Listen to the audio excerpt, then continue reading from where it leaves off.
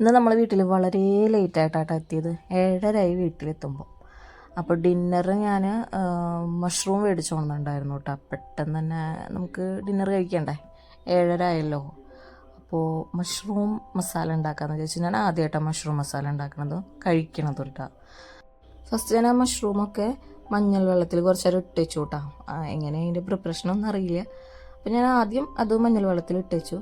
അതിന് ശേഷം നമ്മൾ സാധാരണ മസാല ആക്കില്ലേ, അതുപോലെ തന്നെ കുറച്ച് എണ്ണ ഒഴിച്ച് സവോളയും പച്ചമുളകൊക്കെ വാട്ടി, പിന്നെ അതിലേക്ക് ചതച്ച ഇഞ്ചിയും വെളുത്തുള്ളി ഇട്ടു. പിന്നെ മല്ലിപ്പൊടി, മഞ്ഞൾപ്പൊടി, മുളക് പൊടി അതൊക്കെ ഇട്ടൊന്ന് മൂപ്പിച്ചതിന് ശേഷം തക്കാളിയും കറിവേപ്പില ഇട്ടു. പിന്നെ ഈ തക്കാളിയൊക്കെ ഒന്ന് വഴണ്ടു വന്നപ്പോൾ നമ്മൾ നേരത്തെ കഴുകി വെച്ചിട്ടുണ്ടായിരുന്നില്ലേ മഷ്റൂം, അത് ഇതിലേക്ക് ഇട്ടു. പിന്നെ കുറച്ച് മസാലപ്പൊടി ഇട്ടു കേട്ടോ, പറയാൻ മറന്നു. അതിട്ടിട്ട് അടച്ചു വെച്ച് വേവിച്ചു. പിന്നെ നമ്മൾ ഇതിലേക്ക് വേറെ വെള്ളം ഒന്നും ഒഴിക്കേണ്ട ആവശ്യമില്ല കേട്ടോ, കാരണം ഈ കൂണിൽ തന്നെ നന്നായി വെള്ളം ഇറങ്ങി വരും. അപ്പോൾ അതിൽ തന്നെ കിടന്നിട്ടത് വെന്ത് വന്നോളും. പിന്നെ ഒരു സൈഡിൽ ഞാൻ ചപ്പാത്തി ആക്കിയിട്ടാ. അപ്പോൾ പിന്നെ പെട്ടെന്ന് ഡിന്നറിൻ്റെ പ്രിപ്പറേഷനൊക്കെ പെട്ടെന്ന് തന്നെ കഴിഞ്ഞു. നല്ല ടേസ്റ്റ് ഉണ്ടായിരുന്നു.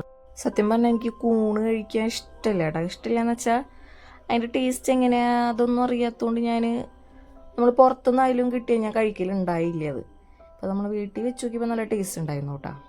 അപ്പോൾ എന്തായാലും ഡിന്നർ അടിപൊളിയായി.